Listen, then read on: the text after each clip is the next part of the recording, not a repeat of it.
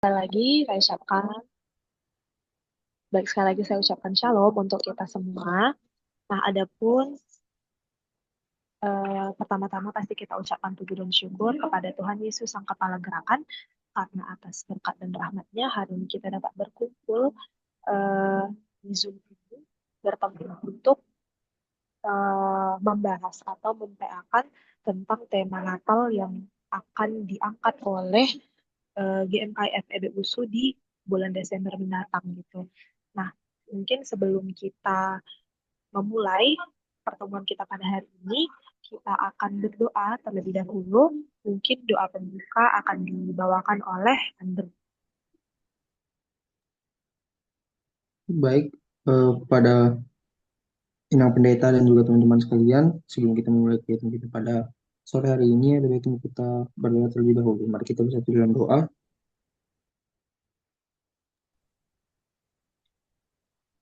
Puji serta syukur kami panjatkan kehadirat-Mu ya Tuhan, di mana pada sore hari ini atas berkat penyertaan-Mu, kami masih bisa berhadir di sini ya Tuhan dalam keadaan selamat, tanpa kekurangan suatu apapun. Terima kasih ya Tuhan, kiranya sebentar lagi kami akan memulai kegiatan PA kami ini ya Tuhan, melakukan pertemuan kami ini. Kiranya ya Tuhan, kegiatan kami ini bisa mengupas tuntas ya Tuhan, tentang tema Natal kami nantinya yang akan kami laksanakan pada bulan Desember ini ya Tuhan. Dan kami juga mau berdoa ya Tuhan, untuk persiapan Natal kami, agar kiranya kami bisa mematangkan perayaan Natal kami ini Tuhan, perayaan untuk menyambut kelahiran-Mu Tuhan. Kami juga mau berdoa ya Tuhan untuk Inang Pendeta dan untuk Inang Pendeta ya Tuhan, dan juga pada Bang Andre Wahyu di Broto ya Tuhan, agar kiranya Tuhan juga yang memberkati mereka Tuhan dalam pelaksanaan PA ini nantinya Tuhan. Tuhan yang memberkati mereka selalu, di dalam nama Tuhan Yesus kami berdoa dan mengucapkan syukur padamu Tuhan. Amin.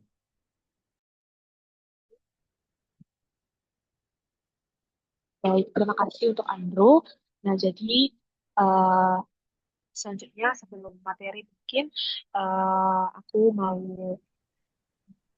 mungkin menjelaskan sedikit gitu kan tentang pertemuan kita hari ini gitu. Nah, seperti yang dijelaskan sebelumnya bahwa pertemuan ini itu semacam bentuk diskusi gitu dari bidang kerohanian dengan imam pendeta gitu untuk mendalami tema Natal yang akan nanti diangkat oleh pengurus komisariat di ibadah Natal di bulan Desember nanti gitu. Jadi mungkin mengingatkan juga kalau sebenarnya pertemuan ini tuh nggak terlalu formal kali ya sebenarnya gitu. Di sini kita berdiskusi santai supaya bisa gitu terkupas tuntas nanti tema yang mau kita bawakan di Natal di MKI PBU bulan 12 nanti gitu. Nah, seperti yang kita setujui dan sepakati tadi pertama kali, mungkin sebelum memasuki materi pada hari ini atau ya pendalaman tentang tema ini, mungkin aku bacakan terlebih dahulu ayat Alkitab yang akan diangkat untuk tema Natal GMKI. Adapun uh, ayat Alkitab ayat Alkitabnya itu diambil dari Yohanes 3 ayat 16. Mungkin kita sama-sama semua udah pada tahu gitu kan, karena ini ayat favoritnya sebenarnya. Jadi isi Yohanes 3 ayat 16, karena begitu besar kasih Allah akan dunia ini sehingga ia telah mengaruniakan anaknya yang tunggal supaya setiap orang yang percaya kepadanya tidak binasa melainkan beroleh hidup yang kekal. Nah, mungkin selanjutnya diserahkan kepada Inang Pendeta gitu lah untuk membahas lah gitu tentang tema dan ayat Alkitab yang udah diangkat sama pengurus komisariat. Pada Inang dipersilahkan. Iya, terima kasih. Senang bekerja sama. Shalom semuanya. Shalom Inang. Iya, senang ya karena sore ini kita bisa memulai pemuritan kita atau pendalaman Alkitab. Ini satu diskusi santai. Jadi waktu mendalami Alkitab sama seperti waktu saya khotbah onsite, saya bilang yang namanya belajar itu dilihat dengan suasana yang menyenangkan. Kalau sudah senang, pasti hatinya terbuka, kemampuannya muncul gitu ya. Sehingga akhirnya nanti Amin. kita bisa bilang, oh masa kuliah itu enak loh gitu kan. Masa belajar itu enak loh gitu. Kenapa? Karena sama seperti healing saudara. Sama seperti refreshing. Siapa di sini kasih tanda jempol ya, kata tanda like. Yang senang banget melakukan yang seger-seger ya, hobinya gitu. Misalnya hobi berenang, segernya ya berenang gitu. Lalu hatinya jadi senang. Nah, satu-satu saya kasih kesempatan dulu ya sebelum masuk ke Yohanes 3 penggalian tadi. Kak Feb dan Kak Emi hobinya apa? Mungkin dari Kak Emi dulu, lalu yang lainnya. Hobinya kakak apa nih? Supaya nanti yang kebayang, ya ini lagi melakukan hobi nih. Kita ketemuan pemulitan atau pendalaman atau kelas dari mahasiswa Universitas Sumatera Utara. Kak Emi, hobinya apa Kak Em? Mungkin kalau hobi nyanyi mungkin Inang, bernyanyi. Nyanyi ya. Nah, Ya, anggap hari ini kita ketemuan belajar pendalaman Alkitab itu seperti melakukan hobinya Kak Emi yaitu menyanyi. Ya kan? Oke, terus lanjut Kak Emi mempersilahkan siapa? mungkin tadi Kak Faib Nanya ya Inang. hobinya. Ya, betul sekali. Iya. Hobinya apa? Biar saling ada keep and touch-nya.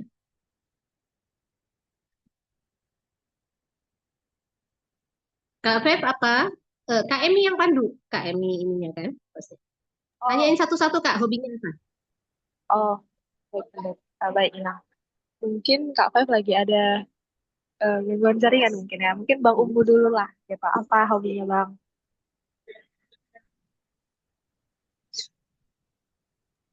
Oke, baik. Terima kasih, Emi. Terima kasih, Nang. Jadi, kalau soal hobi ini, Nang, kayak kalau di olahraga ngalir aja sih, Nang. Tapi kalau yang kebiasaan nih yang dilakukan tiap hari ya, paling dengerin musik, Nang, main gitar lah, Nang, gitu. Oke, Gitu. main musik. Keren, keren, keren. Lanjut, lanjut, lanjut. Ya, mungkin Anggap selanjutnya nih, Kak Faib. kita lagi main musik ya. Ya, gitu. Lanjut Kak Emi, ayo, pandu. Siapa Oh, lagi? Rangkum satu-satu. iya, selanjutnya mungkin Kak Faib Inang. Ya, silakan. Ya, sebelumnya Shalom Inang. Ya, Dan shalom sayang. kalau dari Vibe sendiri, Vibe hobinya tuh suka nyanyi sama kayak Amy. Vibe juga suka olahraga kayak Umbu, main badminton. Vibe juga Oke. suka baca novel. Banyak Wih, hobinya. keren. Ya, ya, ya, ya. Uh, asik. Nanti kalau ada novel bagus, kasih tahu Inang ya. Apalagi kalau novel yang banyak pesan-pesan moral, pesan-pesan Oke, buah roh kudusnya gitu. Mantap, mantap Kak Feb. Lanjut, lanjut. Ayo Kak Emi, siapa lagi yang dipersilakan? mungkin eh Novena ada di tempat atau enggak? Soalnya berhadir di Hmm, dalam. ya. Apa tuh hobinya? Apa yang dikasihi? Apa yang disukai? Karena hari ini kita bicara Christmas is about Jesus ya. Cintanya Yesus, kasihnya Yesus. Nanti saya ajak dengan apa yang saya tanya. Ada? Tadi siapa Kak yang dipersilakan? Berapa orang lagi Kak ini? Novena tadi ya Inang, tapi mungkin gangguan jaringan juga gitu. Keluar udah Yes, oke, dari lanjut. Zoom. Ah, Mungkin mm-mm, selanjutnya karena Kak Ririn juga ketua lagi ada kelas gitu, mungkin Andrew kalau di tempat. mm-mm. Nah, sekarang tanyain Pak Andre dong. Pak Andre, Oh, intinya apa? kalau Pak Andre apa hobinya Pak?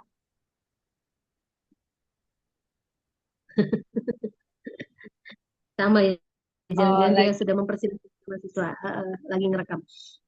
lagi Baik, apa itu? jadi dari beberapa pengurus bidang kerohanian, tadi udah sampein ya hobinya, kesukaannya yang yang disenangi adalah ada yang hobinya nyanyi, ada yang hobinya olahraga, eh, ada yang hobinya main gitar, ada yang juga yang hobinya baca novel gitu. Nah, baik kita buka sekarang firman, anggaplah seperti itu, kita sedang menggali sesuatu yang sangat kita sukai. Ya. Yohanes 3 ayat 16, yang tadi sudah dibacakan oleh Kak Emi, kita gali satu-satu. Yohanes 3 ayat 16 ini, karena begitu besar kasih Allah akan dunia ini, jadi pendalaman Alkitab pertama adalah kata kasih. Jadi kata kuncinya adalah kasih. Ayat ini sebenarnya kalau kita semua baca satu buku ya, satu kitab Injilnya Yohanes, yang paling terkenal ayat ini. Yohanes 3 ayat 16 yang dijadikan tema oleh bidang kerohanian. Dan itu adalah pilihan yang keren banget ya, bagus banget. Pertama, karena semua sinode udah kenal dengan ayat ini. Yang kedua, mudah dihafal.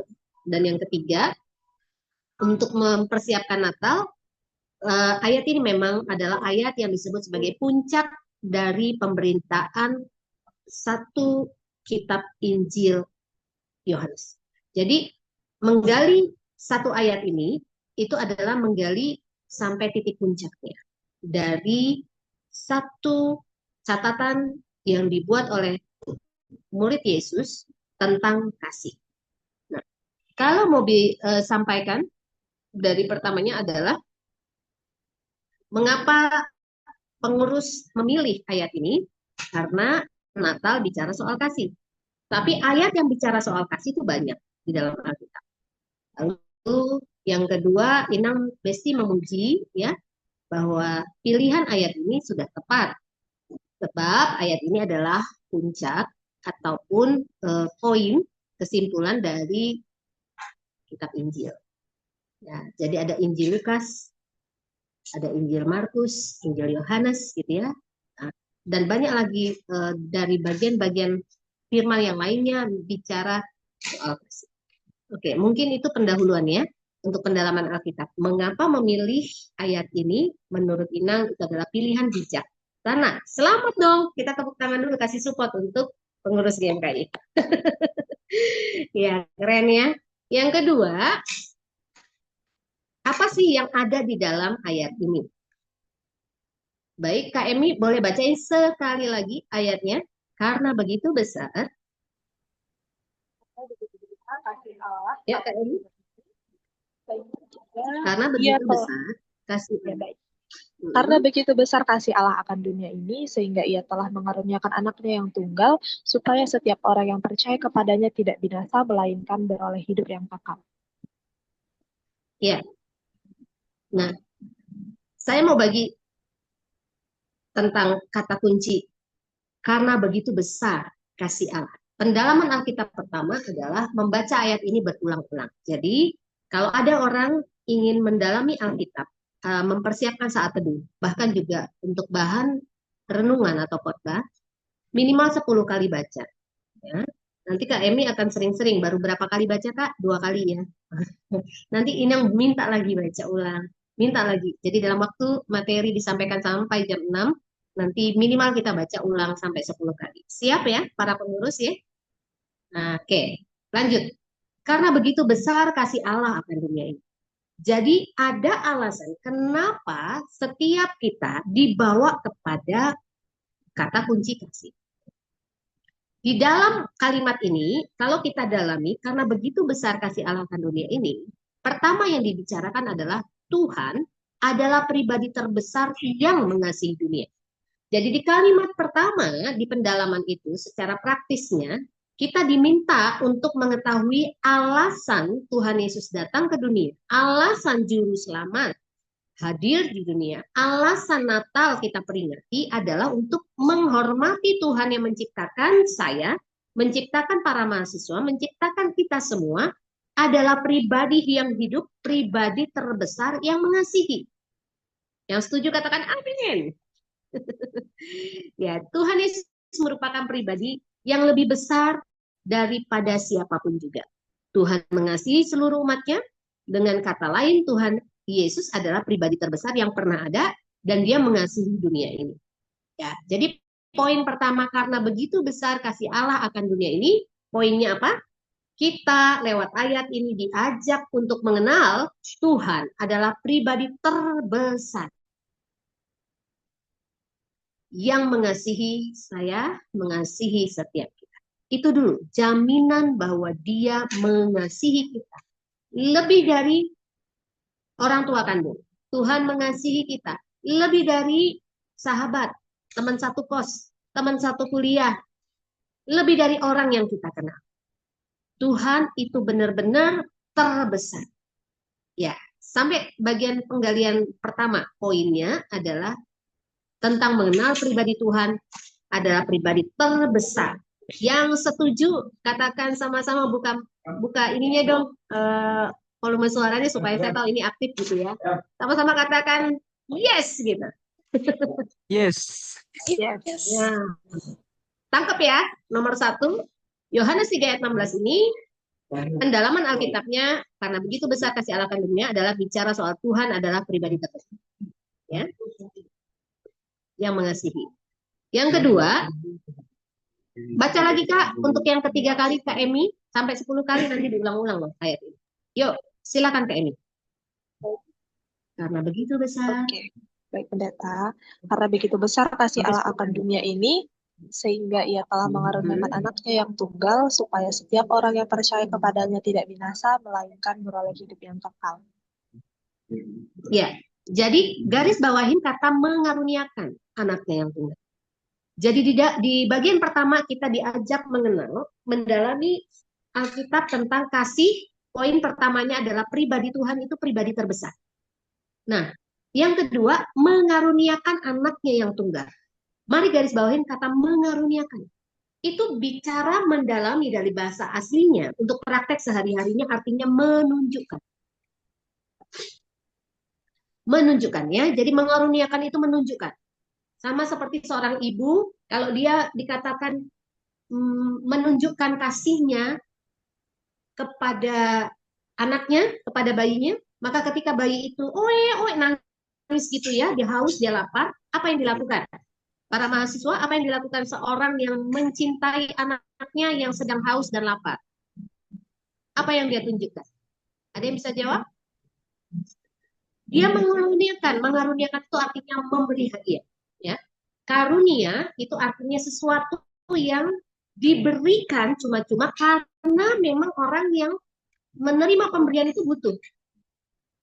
Nah, seperti itulah kalimat kedua yang ada di dalam ayat yang sama. Jadi dalam pendalaman Alkitabnya, yang kedua kita diajak untuk melihat apa yang Tuhan hadiahkan, apa yang Tuhan karuniakan, apa yang Tuhan tunjukkan kepada saya, kepada para pemuda, dan bahkan kepada setiap orang yang bernafas. Ya.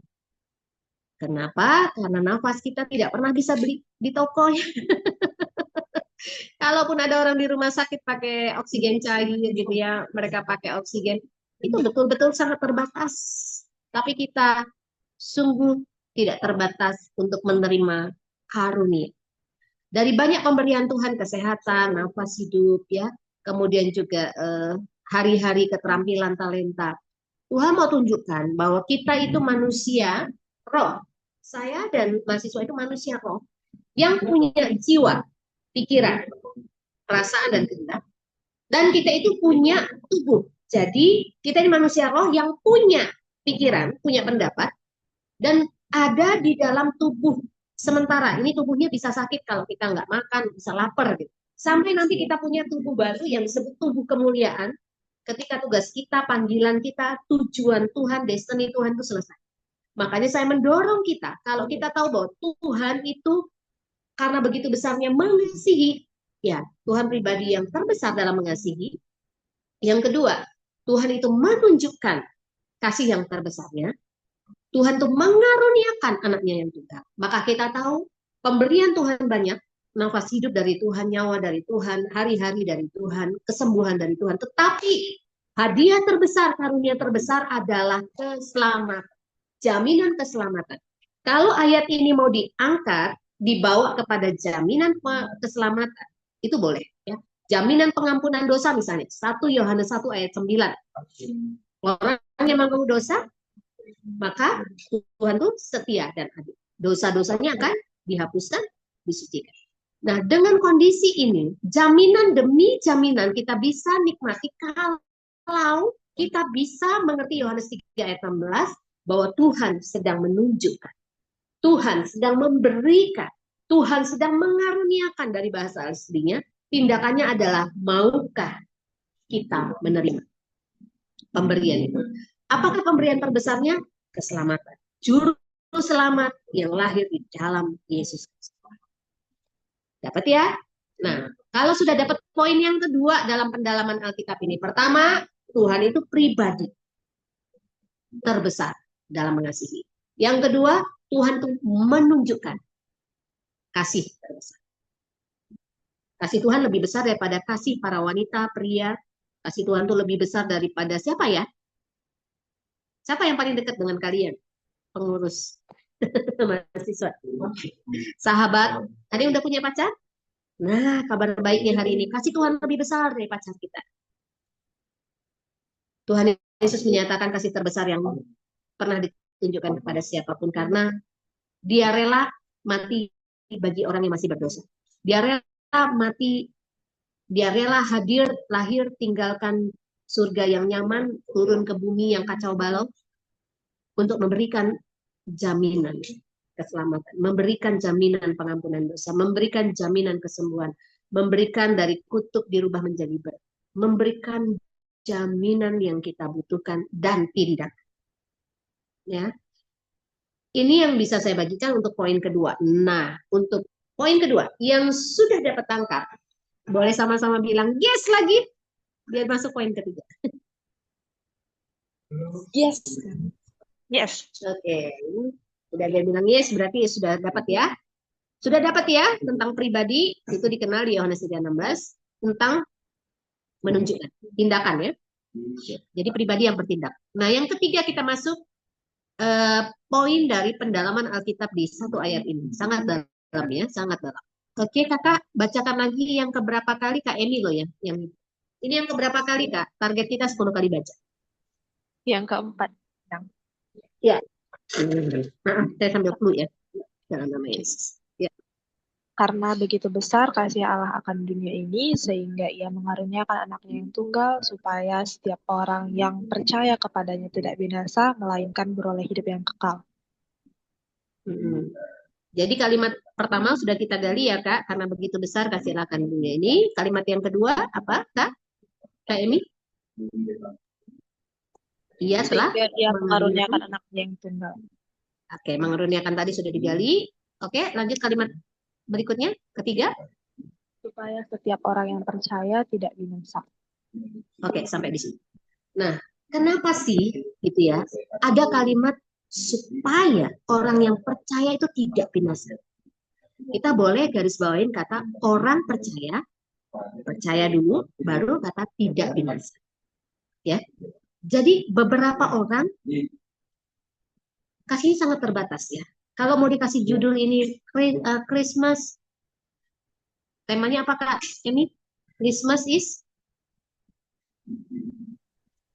Christmas is about Jesus' love. Iya, about Jesus love. Jadi kalau pengurus sudah hafal temanya, kita coba kalimat dari tema itu kita angkat, dari judul itu kita lihat. Christmas ditemukan tadi ya di kalimat kedua. Ia mengaruniakan anaknya yang tunggal, itulah Christmas. Christmas itu artinya Kristus, hari di mana Kristus lahir. Hari di mana Kristus lahir itu ada di kalimat kedua. Ya. Bukan di kalimat pertama, karena begitu besar kasih Allah itu bukan ada kata Christmas. Tapi ia mengaruniakan anaknya yang tunggal, Christmas. Itu ada di kalimat kedua. Nah, about Jesus love. Nah, kita ketemu di kalimat ketiga. Yohanes 3 ayat 16 bagian C. Sehingga ia mengaruniakan anaknya yang tunggal supaya, ada kata penghubung di situ supaya, itu berarti tindakannya. Pertama tadi pribadi terbesar, yang kedua pribadi yang bertindak, ketiga apa? Akibat dari tindakan karunia tadi, karunia yang ditunjukkan tadi. Akibatnya orang bisa percaya. Jadi kalau ada orang ingin menggali, kita dulu kan nikmati nih pengurus nih. PA hari ini Ina mesti ajak, Puji ajak kita untuk melihat. Saya bisa percaya itu adalah anugerah. Saya bisa terima itu karena dikaruniakan. Kasih karunia, anugerah dalam bahasa Inggrisnya grace, itu bicara soal tindakan Tuhan. Teladan Tuhan Yesus. Kalau Tuhan memberi teladan, maka saya, dirimu, semua kita yang mendengar rekaman ini bisa bertemu arti dari percaya. Believe, trust itu muncul karena ada kebaikan, ada karunia, ada tindakan cinta yang ditujukan kepada saya, maka saya jadi bisa percaya. Jadi untuk percaya itu kita butuh sekali anugerah Tuhan. Yang setuju katakan amin. Ya, kalian ada kata ketiga. Jadi kalau ada orang tidak percaya, ada orang ragu-ragu, ada orang bimbang terhadap jaminan Tuhan, perkataan Tuhan, dia ragu sama yang Maha Pencipta, yang Maha Esa. Berdoalah supaya orang ini menemukan kebaikan Tuhan. Berdoalah supaya kita yang sudah lebih dulu percaya kepada Tuhan, berbuat baik kepada orang yang ragu-ragu. Kalau mau ambil lagi ayat yang lain, itu ada bicara banyak ayat ya. Nanti saya bisa lanjutkan di WA group untuk ayat-ayat, nanti ingetin. Orang ragu-ragu itu mesti diapain? Itu ayat pendukung dari Yohanes 3 ayat 16. Kenapa di ayat ini muncul supaya setiap orang yang percaya? Karena memang orang yang tidak percaya, yang ragu-ragu, yang bimbang itu dia butuh belas kasihan. Dia butuh kalimat kedua tadi, dikaruniakan. Dia butuh apa? Ditunjukkan. Dia butuh apa? Yang ragu dan bimbang perlu sekali lewat Natal kita ini ada tindakan-tindakan perkataan baik, tindakan baik, doa yang baik, kuasa perkataan, kuasa tindakan yang baik. Sehingga orang itu bisa merasakan kalimat ini supaya orang percaya tidak binasa. Contoh ya, kalau ayat kalimat ketiga ini kita gali untuk tindakan praktisnya. Dari penggalian sudah dapat ya, percaya, trust and believe. Percaya itu bicara soal faith, iman. Percaya itu bicara soal bahasa aslinya pistis. Nanti yang khotbah bisa siapa aja, tetapi kalau misalnya saya lebih tertarik, kalaupun bahasa asli kita bahas, saya lebih setuju dari bahasa asli itu di PA kan, digali, tapi ada tindakan. Jadi ada iman, tapi ada tindakan iman. Setuju ya? Nah, jadi ketika supaya orang percaya tidak binasa, supaya orang-orang yang ragu-ragu tidak lemah, tidak binasa itu artinya tidak sia-sia hidupnya. Supaya orang percaya itu bisa kekal, bisa punya semangat hidup, punya on fire. Nah, kalau ada orang tuh tidak semangat datang ibadah, bisa jadi dia kurang percaya. Kenapa kurang percaya? Karena kurang kebaikan yang bisa dirasakan. Beberapa orang hanya mengasihi sebagian orang yang memang dekat dengan dia. Banyak ibu-ibu juga, kalau saya tanya ya di kumpulan kaum ibu, mereka hanya sayang sama anak kandungnya. Jadi kalau dia bawa oleh-oleh misalnya gitu ya, satu roti apa yang senang mahasiswa? Roti Unibis ya misalnya, Tongguan gitu ya. Nah, yang dia bawa itu hadiahnya untuk anaknya aja gitu. Supaya anaknya percaya bahwa mamanya sayang sama dia. Supaya anaknya itu tidak binasa, tidak lapar gitu kan, dibawain makanan. Tetapi dengan teladan Yesus Tuhan yang datang kepada orang berdosa, yang datang untuk semua kita. Kalimat pertama tadi apa? Karena begitu besar kasih Allah akan dunia ini. Jadi bukan karena satu rumah, bukan hanya satu negara, tapi semua tempat. Kota, desa, apapun namanya, Tuhan kasihi.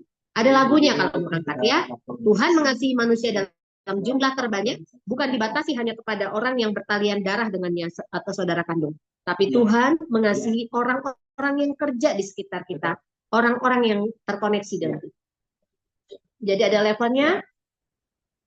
Kalau di Kisah Para Rasul 1 ayat 8, kalau menjadi ayat pendukung dari ayat ini, ada apa? Yerusalem. Jadi saksi di mana aja kita harus berbuat baiknya. Ada yang ingat para mahasiswa? Ayo, bidang kerohanian. Sebutkan. Yerusalem, Yudea, dan Samaria. Sampai kemana? Ujung bumi. Ini just info ya. Saya sedang ada di ruangan dari para bapak di pemerintahan kita. Saya dapat kebaikan dari Pak Lurah dan tim saudara dari Kepling. Izin sebentar ya. Izin Pak Lurah. Jadi mereka akan lihat kantornya kita, kantor pemerintahan. Sapa dulu. Ini para mahasiswanya ya. Aduh, ini dapat ya. Itu dia. Shalom Pak Lurah, salam Pak Kepling. Ya, ini direkam masuk YouTube ini kita. Bahan pengajarannya gitu ya. Nah, saya dapat kebaikan Tuhan lewat hidup Pak Lurah, Pak Ginting, dan juga lewat Pak Kepling kita, Pak Purba dan semuanya. Nah, izin Pak, biar adil, Bapak satunya siapa namanya?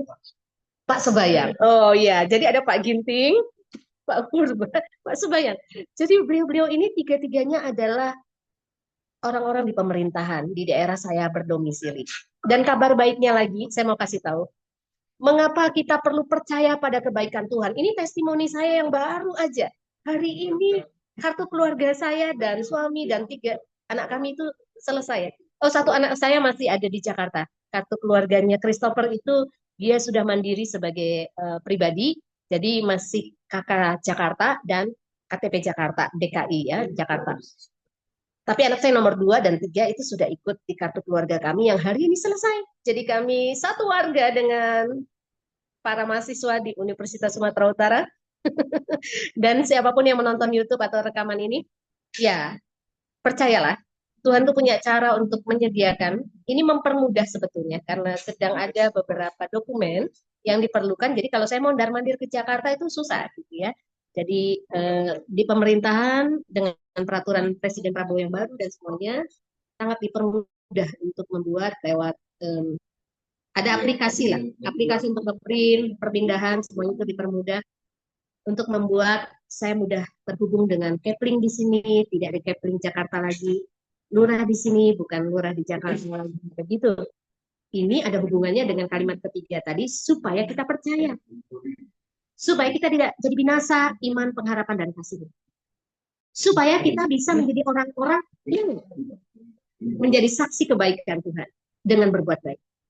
Kenapa? Karena kita sudah terima kebaikan Tuhan. Kebaikan Tuhan yang pertama adalah bernapas saja itu dari pagi sampai malam 24 jam. Itu nilainya secara rupiah kurang lebih 72 juta. 72 juta sobat. Kalau kali 30 hari itu 2 miliar lebih Tuhan berikan kepada kita hanya dalam bentuk oksigen. Belum lagi dalam bentuk banyak hal, makanan, minuman, talenta, kemampuan, banyak sekali investasi Tuhan kepada setiap saya dan saudara. Kepada setiap. Maka mari percaya. Sama seperti tadi, saya pikir untuk mengurus itu harus ya turun ke Jakarta. Tapi dengan di tengah kesibukan pelayanan, ya saya juga rindu sebetulnya ke Jakarta karena ada satu pelayanan pertemuan yang saya sebenarnya pengen sekali hadir ya di House of Bread. Ya ini cerita bagaimana kita perlu percaya Tuhan itu baik menuntun langkah-langkah. Saya percaya nanti satu hari bisa ikutin acara itu. Jadi ada survei ke satu ladang sekitar sekian hektar di daerah Jakarta, Jabodetabek dari Pendeta Wiryo Hadis.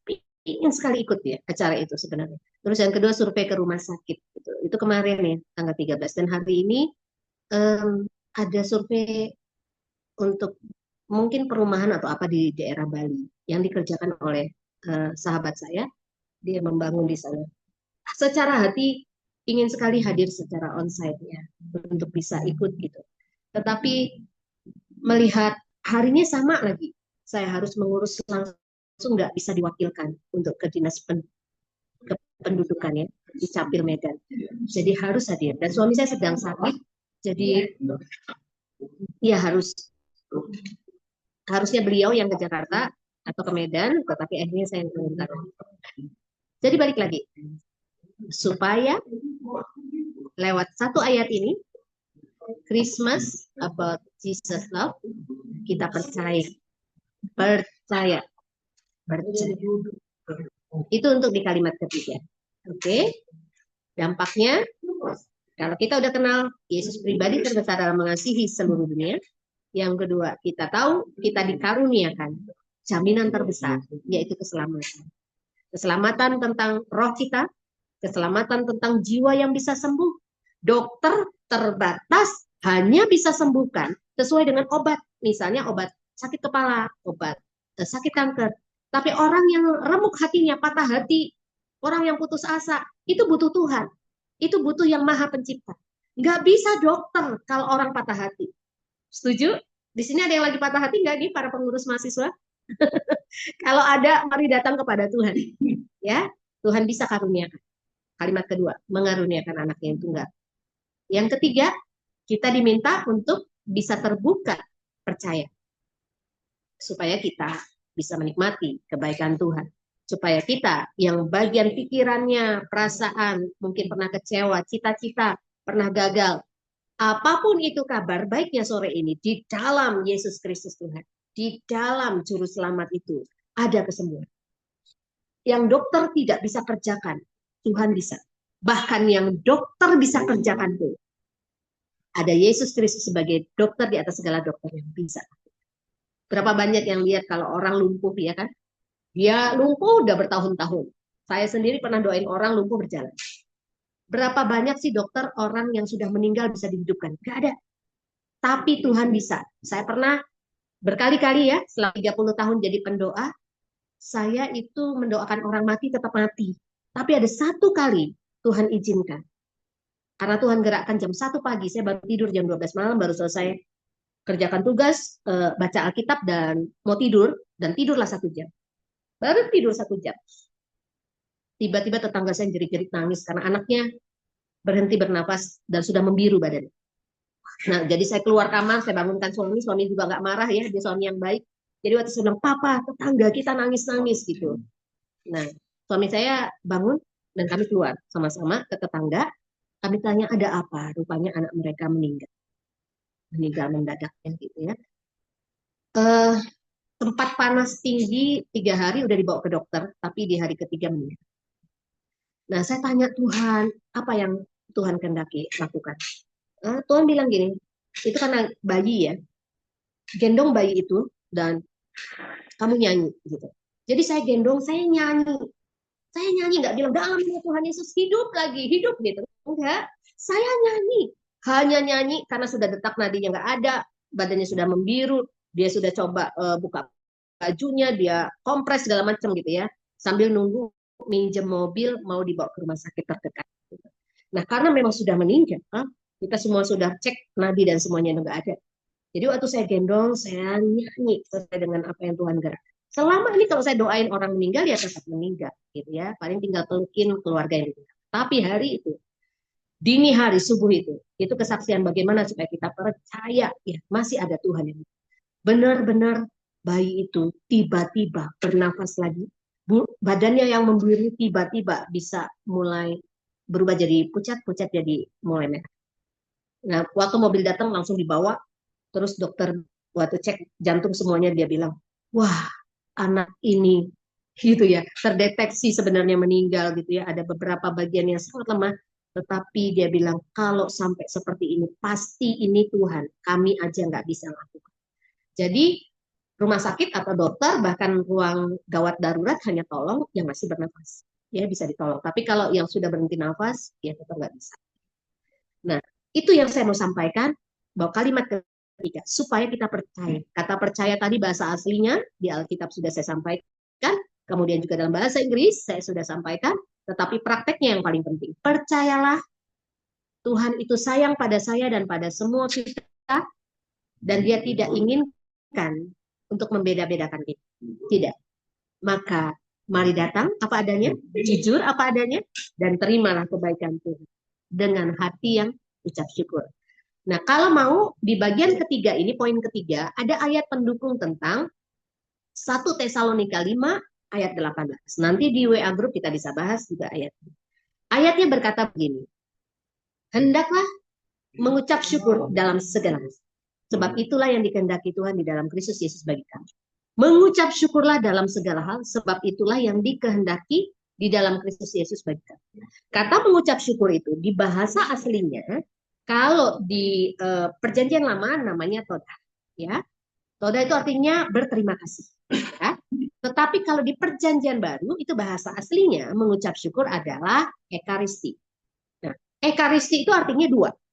Berterima kasih secara kata-kata, kita berterima kasih dari hati berterima kasih. Tapi yang kedua berbuat baik. Ya. Jadi artinya kita diminta dari perjanjian lama masuk kepada perjanjian baru itu menjadi satu tuntutan atau ya satu perjalanan yang lebih lah. Saya nggak pakai kata tuntutan. Satu undangan dari juru selamat kita. Untuk kita tahu tiap hari berterima kasih. Lagi nangis, sakit juga terima kasih Tuhan karena Tuhan tidak meninggalkan saya. Kalau kita lagi terima berkat juga, kita terima rezeki, kita bilang terima kasih Tuhan. Kalau kita lagi demam panas badannya, terima kasih Tuhan dalam nama Yesus sembuh gitu ya. Jadi apapun itu, mari kita berterima kasih. Kalau cuma berterima kasih itu masih perjanjian lama loh.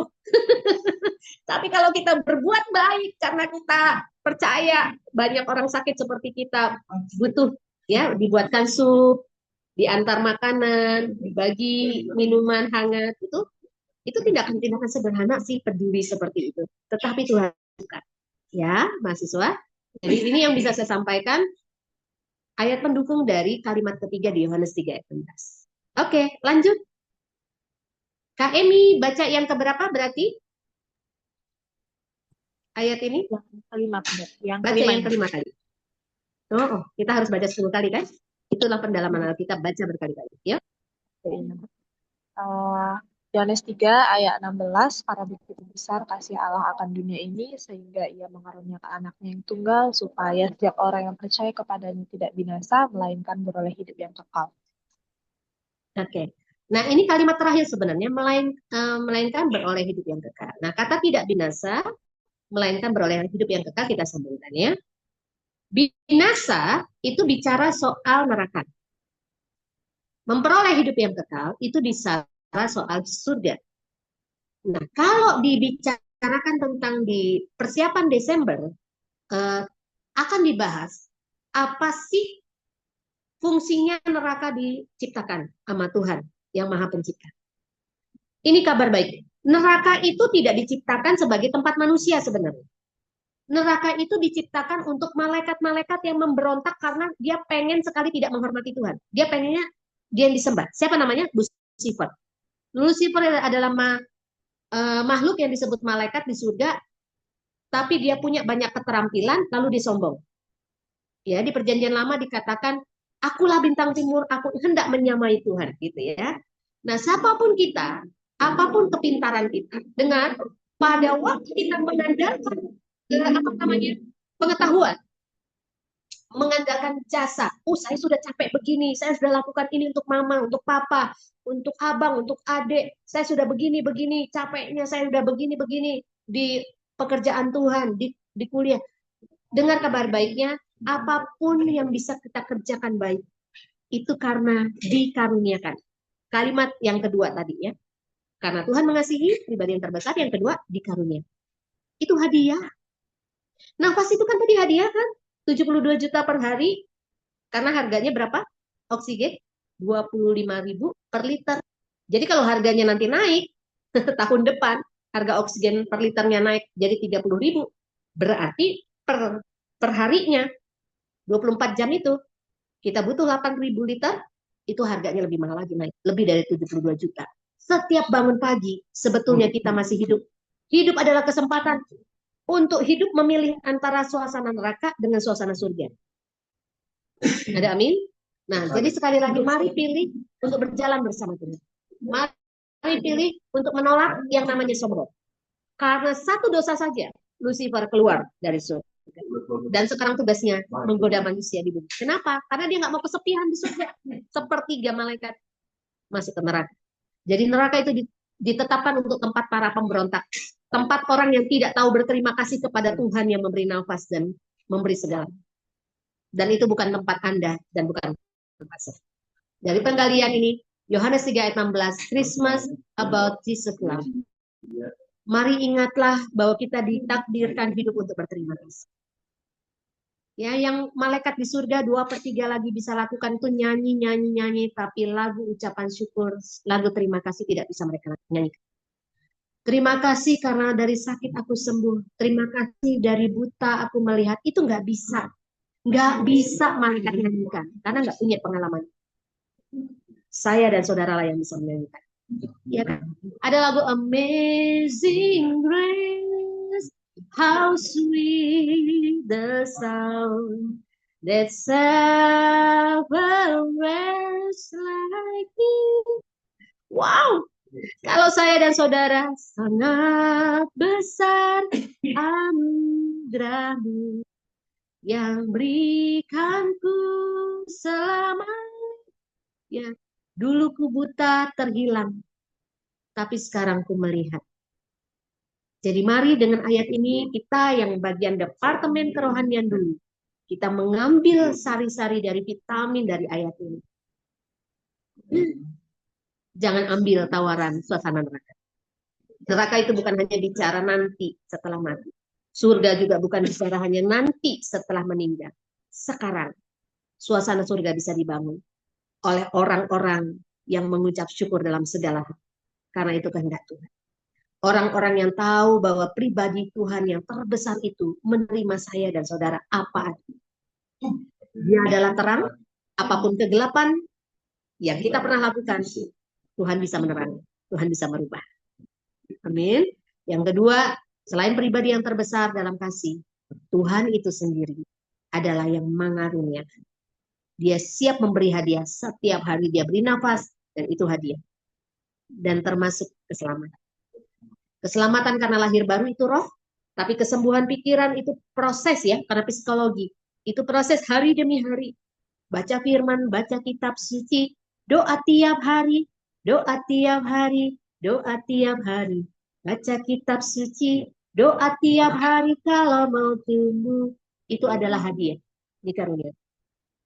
Saya mau beritahu saya dapat rema pagi ini saat itu. Remanya begini, kalau mau kita itu menerima karunia atau hadiah, termasuk hadiah Natal, setiap hari terima hadiah.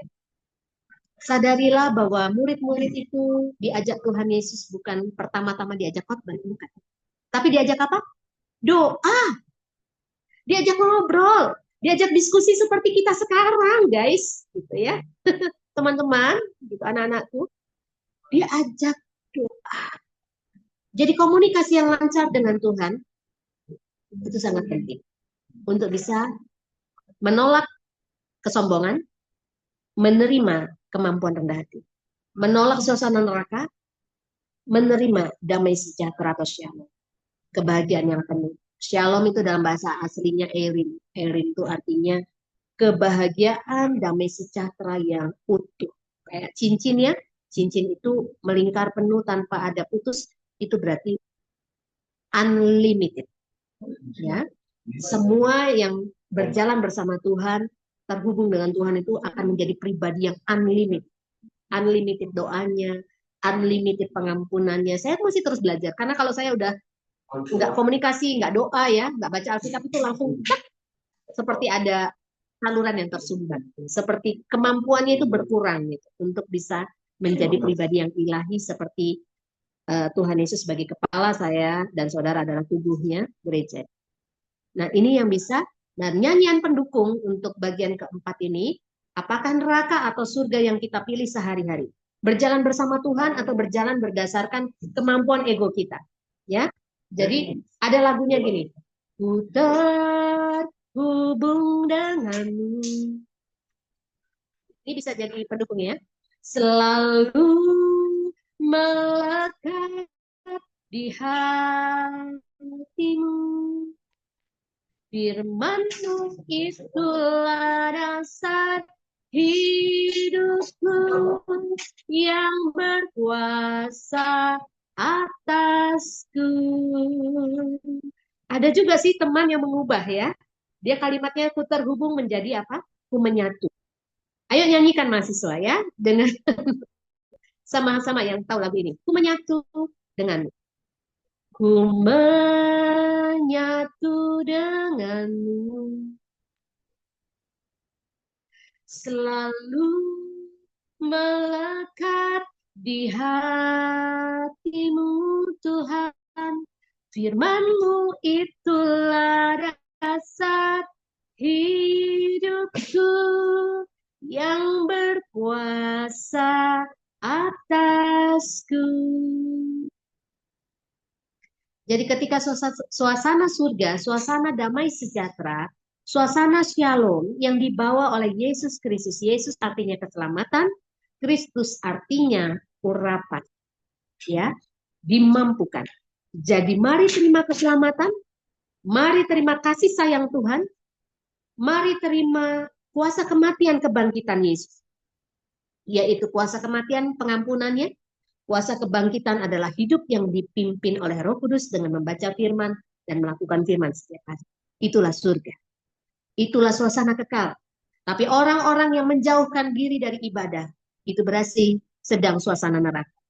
Sedang suasana lemah atau binasa. Mari kita selamatkan orang-orang yang sedang menuju kebinasaan atau sedang menuju ke kesombongan. Supaya mereka bisa didoakan dengan baik, terima tindakan yang baik, dan mereka akan jatuh cinta dengan Tuhan. Ini yang bisa saya sampaikan untuk penggalian kalimat demi kalimat di satu ayat ini, begitu ya. Jadi Tuhan pribadi terbesar. Oke, bacain lagi Kak. Setiap poin ini saya minta Kak Emi baca yang ke-6 kali. Ke-6 kali. Yohanes 3:18. Yohanes 3 ayat 16, karena begitu besar kasih Allah akan dunia ini, sehingga ia mengaruniakan anaknya yang tunggal, supaya setiap orang yang percaya kepadanya tidak binasa, melainkan beroleh hidup yang kekal. Oke. Itu poin pertama ya. Pribadi Tuhan adalah pribadi terbesar dalam mengasihi. Yang kedua, tidak ada lebih baik ya. Kalau mau cari cinta sejati, terima keselamatan, nikmati saat teduh setiap hari. Pengakuan apapun yang gagal, apapun yang berhasil, ucapkan, bawa kepada Tuhan. Nikmati pribadi yang terbesar. Cinta sejati, nikmati. Yang kedua, Kak, yang ke-7 kali, baca.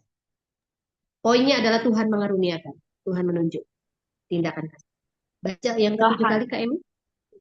Yohanes 3 ayat 16, karena begitu besar kasih Allah akan dunia ini, sehingga ia mengaruniakan anaknya yang tunggal, supaya setiap orang yang percaya kepadanya tidak binasa, melainkan beroleh hidup yang kekal.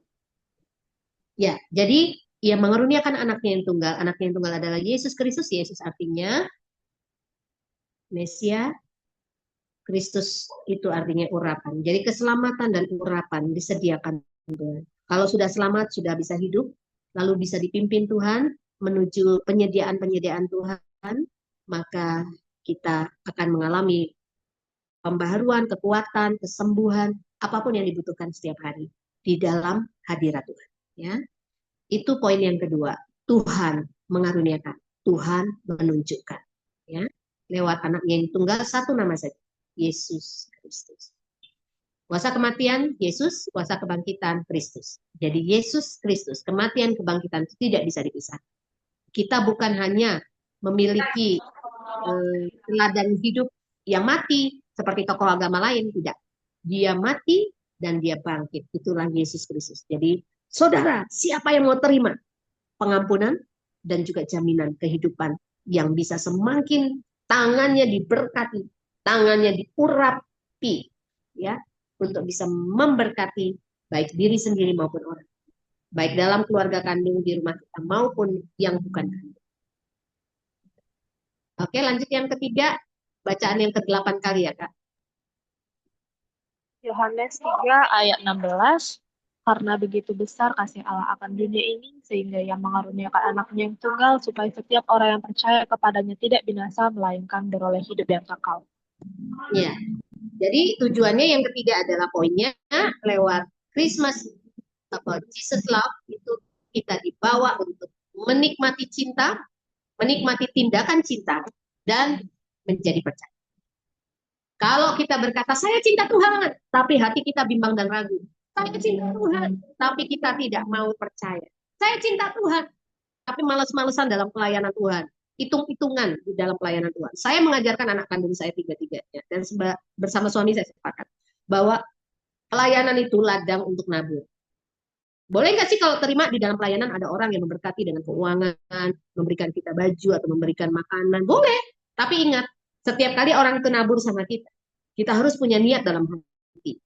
Baik, kalau tahun ini dia tabur, paling lama tahun depan aku akan berikan dengan lebih baik, dengan anugerah Tuhan. Jadi kita bisa memberikan di dalam pelayanan seperti itu, saling memberi. Kalau kita nggak mau terima pemberian dia itu juga kurang baik ya, karena di firman Tuhan kan ada hukum tabur tuai. Jadi kalau kita tolak juga kurang bagus sebetulnya ya. Jadi biarkan dia memberi kepada kita doanya, perhatiannya, kasih sayangnya, keuangannya boleh gitu kalau dia tergerak. Kalau tidak tergerak juga jangan paksa. Karena kita tidak bergantung pada manusia manapun. Kita bergantung kepada Tuhan. Nafas kita bukan dari orang lain. Nafas kita dari Tuhan. Jadi kalau orang lain berbuat baik, puji Tuhan. Orang lain berbuat jahat, kita lapor sama Tuhan, kita doa dan kita ampuni. Karena kebaikan Tuhan jauh lebih besar daripada kebaikan manusia. Itu di bagian percaya. Ya. Oke, yang ke-9 kali dibaca ayatnya, Kak. Kita masuk poin terakhir, poin keempat. Yohanes 3 ayat 16, karena begitu besar kasih Allah akan dunia ini, sehingga ia mengaruniakan anaknya yang tunggal, supaya setiap orang yang percaya kepadanya tidak binasa, melainkan beroleh hidup yang kekal. Ya, jadi ini kata kunci terakhir. Saya juga mau mengundang lagi mahasiswa. Seperti ini nanti prakteknya untuk diri sendiri maupun untuk penginjilan ya pada orang-orang yang Tuhan beritakan. Penginjilan itu adalah bersaksi kabar baik. Kita ini pekerjaannya adalah pembawa kabar baik. Pelayanan itu tempat menabur. Dan ketika nanti ada orang juga mau buat baik sama kita, terima aja. Tapi jangan titik. Ingat itu koma. Setiap kali orang berbuat baik, kita harus merespon juga baik. Dan orang yang jahat juga kita harus respon baik. Ada kalimat statement bagus sekali seperti ini. Kalimatnya gini. Kalau kita buat baik sama orang jahat, ya, itu biasa. Ya, sekali lagi saya ulang. Kalau saya dan saudara bersaksi atau hidupnya jadi teladan kepada orang jahat, itu biasa. Tapi kalau ada orang berbuat baik sama kita, memberi sama kita, tapi kita buat jahat sama dia, itu masalah. Di mata Tuhan itu jahat. Itu masalah. Ya, itu neraka. Itu bukan surga, itu bukan suasana surga, bukan hidup, bukan teladan Yesus. Jadi di kalimat bagian terakhir ini, nanti ke-10 kali kita baca, saya bertanya, adakah di antara kita yang ingin hidupnya menerima jaminan keselamatan? Dan ketika sudah selamat, sudah hidup, dia mengalami dan mengisi hari-harinya dengan terus berbuat baik. Kepada orang yang sudah berbuat baik dalam hidup kita, mari terus kita berbuat baik, berkata baik. Kak, kalau saya misalnya nggak cocok dengan teman kerja, atau teman kuliah, atau teman kos, bagaimana ini Kak? Bagaimana Inang Pendeta? Saya mau sampaikan kabar baik. Kalau nggak cocok, doakan. Yang kedua, belum puasa. Belum juga bicara baik-baik empat mata. Belum juga pamitan, saudara. Jangan gosipin dia. Apalagi berbuat jahat sama dia. Itu pesan untuk Natal Desember. Saya percaya kalau kita mau lakukan pekerjaan baik ini, kabar baik. Hidup saya, hidup setiap kita adalah menerima kebaikan Tuhan dan membawa kabar baik.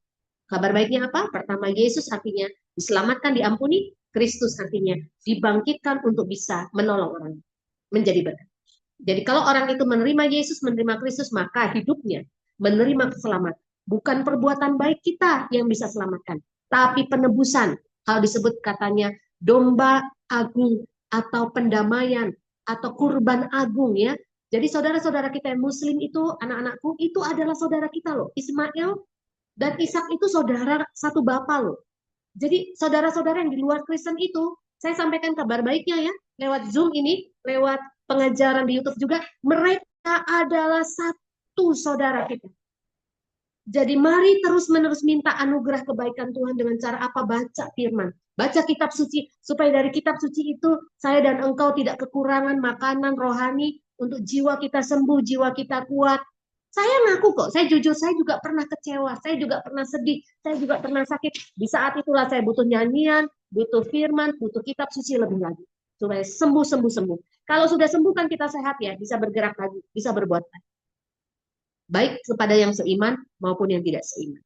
Baik yang satu suku maupun yang beda. Itu kabar baiknya. Natal itu bicara soal cinta kasih. Ya, Kristen itu bukan agama. Kristen itu kehidupan. Kristen itu adalah teladan Tuhan yang maha pengasih, teladan Tuhan yang maha penyayang. Dia memberikan dirinya untuk dijadikan contoh, diikuti. Dan untuk mengikutinya kita butuh Roh Kudus. Kita butuh nafasnya Tuhan. Kita butuh sekali Roh Kudus kalau di bahasa kita Kristen, atau bahasa saudara kita yang Muslim, saudara sepupu kita, itu namanya Rohul Allah. Jadi kita butuh sekali nafasnya Tuhan untuk bisa bergerak. Kita butuh selalu terhubung melekat dengan yang maha pengasih, baru kita bisa mengasihi. Kita butuh selalu bisa tanya, sembahyang, ucap syukur, terima kasih, supaya kita juga bisa lanjut menjadi orang-orang yang kuat, membawa suasana surga, gitu ya. Jadi itu yang bisa saya bagikan. Pernah nggak Inang Pendeta gagal juga waktu mengasihi? Pernah. Jujur saya pernah. Tapi akhirnya saya sadari hidup saya pun bisa sampai hari ini karena banyak orang berbuat baik Tuhan kirim dalam hidup saya. Ya, saya tutup dengan bagian kita baca ayat yang sama ke-10 kalinya. Oke, dalam pendalaman Alkitab Yohanes 3 ayat 16. Silakan fasilitator atau host. Kak Emi bacain ke-10 kali. Ini terakhir ya. Saya mau lanjut berangkat. Ya, Inang. Yohanes 3 ayat 16, karena begitu besar kasih Allah akan dunia ini, sehingga ia mengaruniakan anaknya yang tunggal, supaya setiap orang yang percaya kepadanya tidak binasa, melainkan beroleh hidup yang kekal. Iya. Baik, itu yang bisa saya sampaikan. Tuhan itu memberikan hadiah terbesar surga. Karena itulah rumah kita sebenarnya. Neraka itu diciptakan untuk malaikat-malaikat yang memberontak. Bukan untuk saya, bukan untuk diri. Jadi kalau kita sempat-sempatan ikut memberontak, misalnya nih ya, anak-anak ada yang berontak, salah paham, bapakku itu maksa-maksa, mamaku itu sibuk kali, cerewet kali. Saudaraku, bisa jadi engkau benar. Tapi Tuhan minta kita menerima suasana surga. Supaya kita bisa mengampuni bapak kita, mengampuni mama kita. Jangan kabur, jangan lari, jangan menghindar, apalagi memberontak. Karena memberontak itu berarti terpengaruh dengan api neraka saat hidup itu. Jangan. Jadilah orang-orang yang bisa dipercaya oleh ayahmu, oleh ibu. Pakailah momen Natal ini untuk mengirimkan surat cinta ya, ucapan terima kasih lewat WA, tulis surat, nanti kasih ke waktu ketemu, atau peluk hangat, siapkan minuman, siapkan masak, bantu apa yang bisa aku bantu Bapak, apa yang bisa aku bantu Mama dalam liburan 1 bulan selama masa kuliah.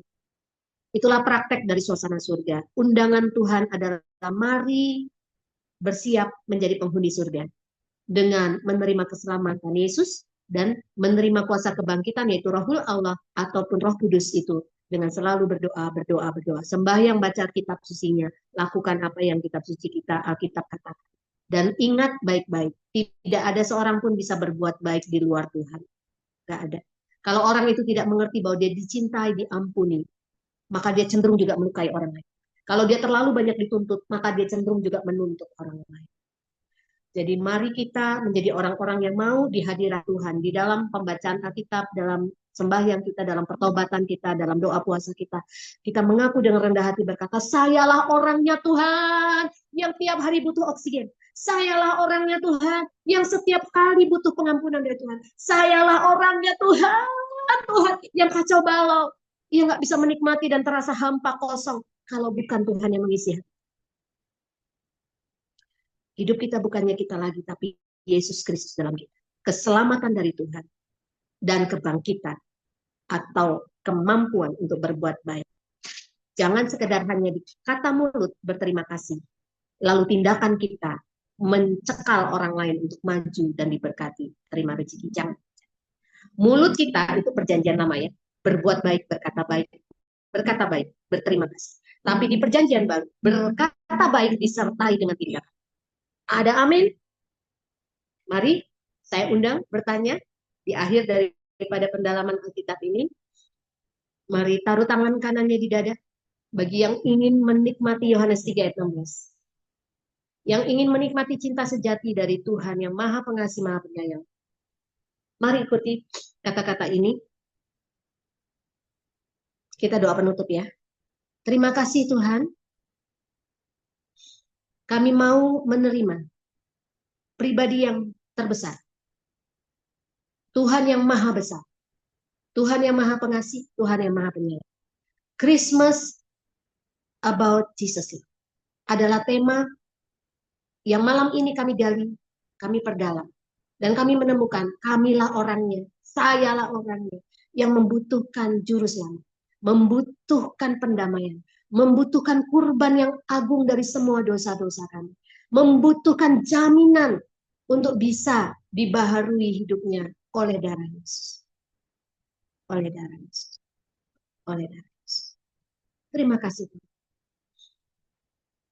Kami juga menerima Tuhan yang Tuhan karuniakan, yang Tuhan hadiahkan. Supaya lewat Natal ini pun hati kami bertambah lagi menerima kemampuan kata-kata terima kasih, ucapan syukur. Juga tindakan-tindakan ucapan syukur. Kami terima karunia anakmu yang tunggal, Yesus Kristus. Yesua Hamasyah, Juru Selamat, Imam Mahdi. Kami terima Isa Al-Masih. Kami terima apa yang Tuhan hadiah. Keselamatan yang Tuhan berikan. Ketika kami mengakui bahwa kami butuh Juru Selamat. Kami buka hati, kami terima keselamatan. Kami serahkan hidup kami untuk diatur oleh firman Tuhan dari kitab suci, dari Alkitab. Dan sekarang Tuhan, kami juga mau terima bahwa tugas kami adalah percaya. Tugas kami adalah menolong orang yang kurang percaya. Menolong teman-teman yang masih ragu-ragu. Menolong teman-teman yang masih bimbang. Dengan kebaikan, dengan ucapan syukur, dengan teladan hidup karena selalu minta tolong kepada Tuhan dan ucap syukur. Maka kami percaya lewat satu ayat ini saja. Hati kami terus percaya dan bisa mengajak orang lain untuk percaya kepada kami. Dan kami bersyukur, kami tutup doa ini. Terima kasih untuk undangan Tuhan. Bahwa Tuhan, Engkau berkata neraka bukanlah tempat yang Tuhan ciptakan buat kami manusia. Tetapi sebenarnya neraka itu untuk malaikat yang memberontak. Kami, kalau ada di antara anak-anakku mahasiswa ini yang memberontak, dalam hal apapun kepada orang tua kandung, kepada dosen, kepada otoritas, kepada pemimpin, ampunilah kami Tuhan.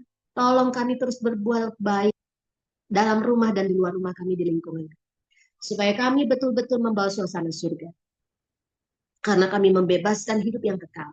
Ada pada kami buka hati kami percaya di dalam kuasa kematian Yesus Kristus dan kuasa kebangkitan Yesus Kristus.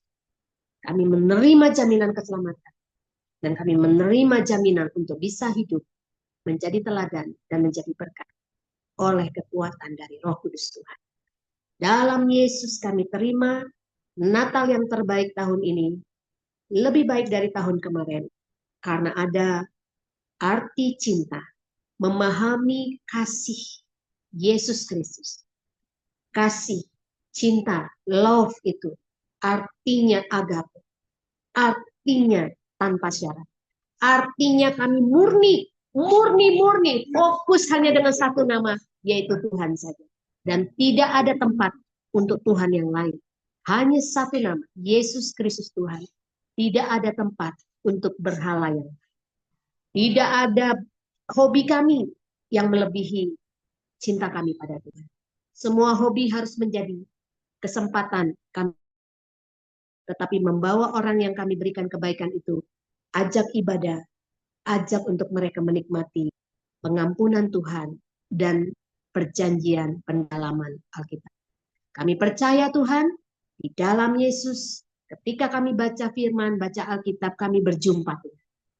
Di dalam Yesus, ketika kami mendalami Alkitab dan menggali, mengulang lagi YouTube dan bertanya jawab, itu adalah kesempatan kami menerima tambahan dari terang ilahi pencerahan Tuhan. Terima kasih Bapak untuk keselamatan, terima kasih untuk kehidupan dan masa depan penuh pengharapan. Dalam nama Tuhan Yesus kami berdoa dan bersyukur. Mari katakan amin 3 kali. Amin. Amin. Amin.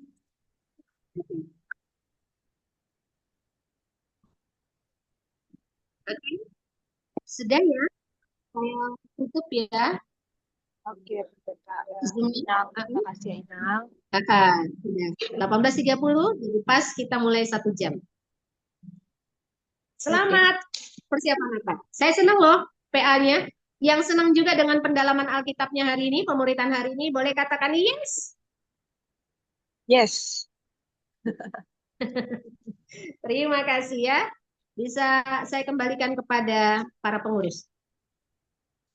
Baik. Ada pengumuman sebelum tutup Zoom-nya oleh Pak Saudara kita, Pak Andre?